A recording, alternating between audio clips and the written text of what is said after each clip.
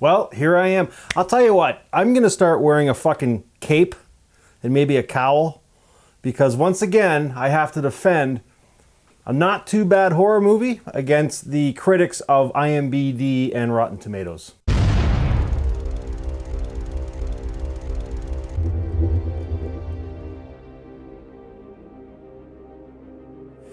Hey guys, welcome to Happywax TV. So tonight we're talking about a movie I just watched called The Shed. It just came out, it's on all platforms, and I'm gonna say right off the hop that this movie is definitely worth a watch. But not according to Rotten Tomatoes and IMDb. I think it's got a 1.4 on IMDb and a 58% on Rotten Tomatoes.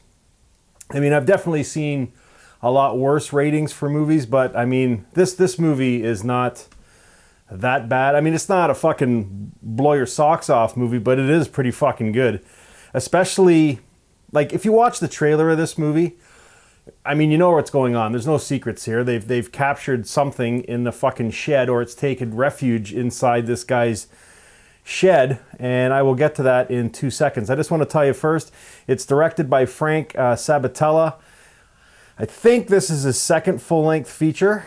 So the first one was Molly Hatchet or something like that. I can't remember. I haven't seen that movie, so I don't know if it's any good or not. And the rest of the films that he has out are kind of short films, so this is kind of his second go at it.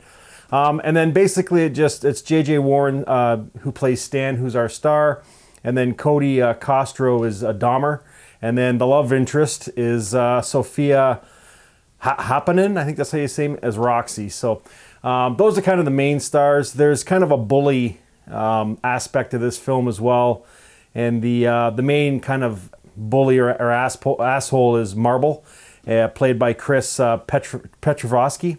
So I got to tell you straight off the hop here, this movie is well acted. I mean, the performance that everybody gives, especially Dahmer during his breakdown scenes kind of at the end, are fucking it's phenomenal. It really is. I'm telling you, I've said this before, when you have lower budget horror movies, like, the one thing you really do need is some spot on acting. And these guys, in my mind anyways, killed it in this movie, and it made it a lot more, I'm not going to say watchable, but it just heightened the experience, you know what I mean? So basically, there's no secrets here. Okay, this is a vampire movie, all right?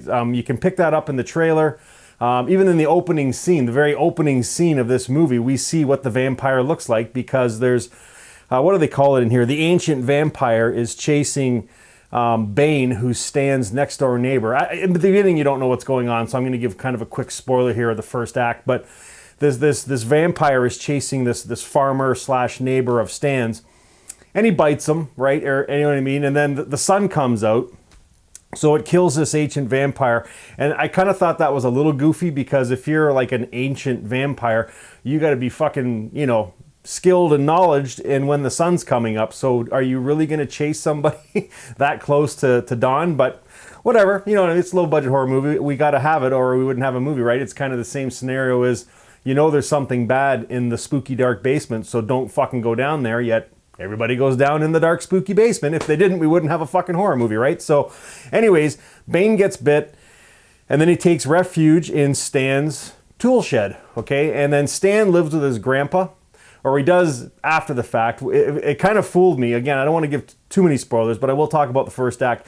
The opening scene after that initial vampire scene is Stan getting woken up by his mom and downstairs for breakfast with his mom and dad, who seem overly nice and just beyond loving family. And it turns out, and I mean, that just gets blown right in your face. And I thought that was really cool too, because then he actually wakes up and he has this nightmare. His mom, I think, died of cancer, and then his dad committed suicide shortly after. So, I mean, that was kind of a shot in the arm there. I was like, oh, I didn't see that coming, but it sure fucking worked. And then, so now he lives with his grandfather, who is a war veteran, but he's a stern kind of a prick of an old guy, you know what I mean? And Stan just doesn't like him, and his grandpa doesn't really like Stan because of the way he is. And then Stan just got out of juvenile hall. I forget what it is he did to get in there, but so he's kind of under the watchful eye of the local sheriff, who tries to, like, you know, she does her best to let him, you know, kind of ease back into things and get away with stuff like being late for school and shit like that. But anyways, basically the first act is just that. And then he finds out that there's a creature taking refuge in his shed. The second act is more involved around a bullying aspect. Like Dahmer, more than Stan, get bullied by this guy Marble and his gang. You know what I mean? It's the classic old kind of school bullying and stuff like that. But Stan doesn't stand up or doesn't take any shit from Marble. He confronts him and and eventually they come to blows. You know what I mean? Stuff like that. And Stan does a good number on him, beats the shit out of him. So pretty bad. And then Marble goes to his house to get revenge. And after that, I don't really want to say anything else. But I will say this, and it's going to be a smidge of a spoiler, but there's a scene here kind of in the, end of second, beginning of third act, where Dahmer, who is really bullied, he gets beat up bad by Marble and his gang there. And it's in the trailer too, when Marble's saying, what's in the shed?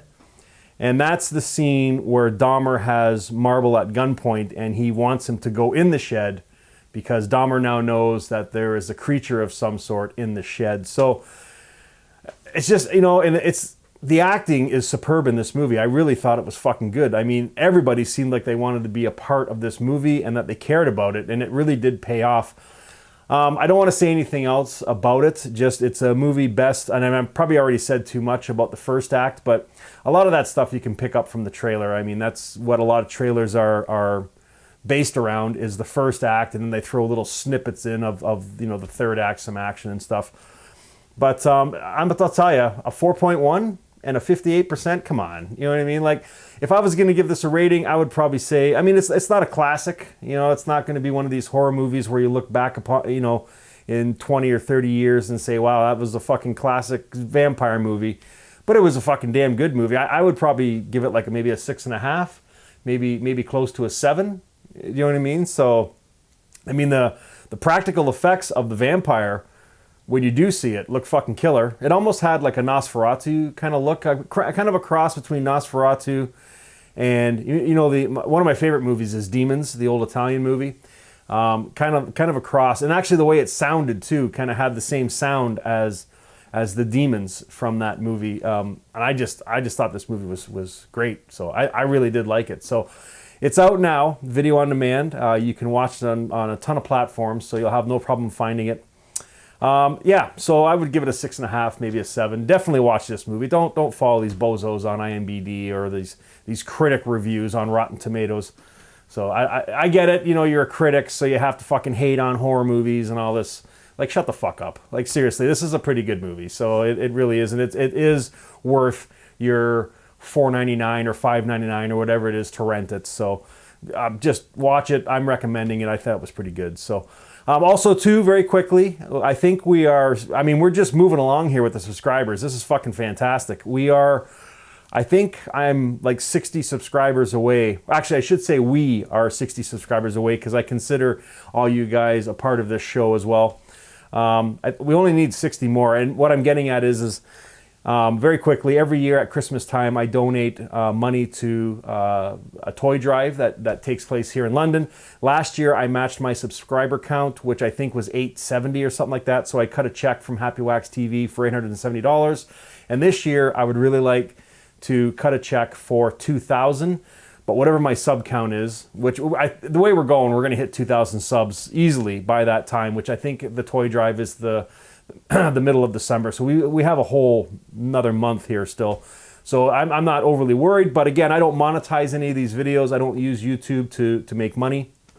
But I do like giving my money away to charities and helping out kids and stuff at Christmas. So I'd really love to match my sub count of 2,000 plus this year and give a check. And I will keep you guys posted on that too in December when I do go down. Christmas is a big time for me. I don't really give a shit about the religious part of it, but I do care about when family gets together and, helping, not so much homeless people because they need help too, but I really kind of focus on kids at Christmas, you know what I mean? And as much money and toys and stuff I can give, a needy family to have their kid have a good Christmas means the world to me. So anyways, I'm rambling, but that's kind of the gist of what's going on. So the sooner we hit 2,000 subs, You know, I mean, if we hit 2,200 subs by the end of December or middle of December, I'll make a check for 2,200. Doesn't matter. Whatever the sub count is, I will match it dollar for dollar. So anyways, movie's called The Shed. Got a little off topic there, but I just wanted to throw that out there. Movie's called The Shed. I give it a 6.5, maybe a 7. Definitely worth a watch, guys. If you've seen it, because it's out now, let me know what you think about it. And if you haven't, go watch it and come back here and comment on it. And I'm curious to see what you guys think of this one. So anyways, The Shed out now, 6.5. Don't go to IMDb and watch their reviews, because those guys are fucking, I don't know what they're watching. And yeah, guys, until next time, stay scared.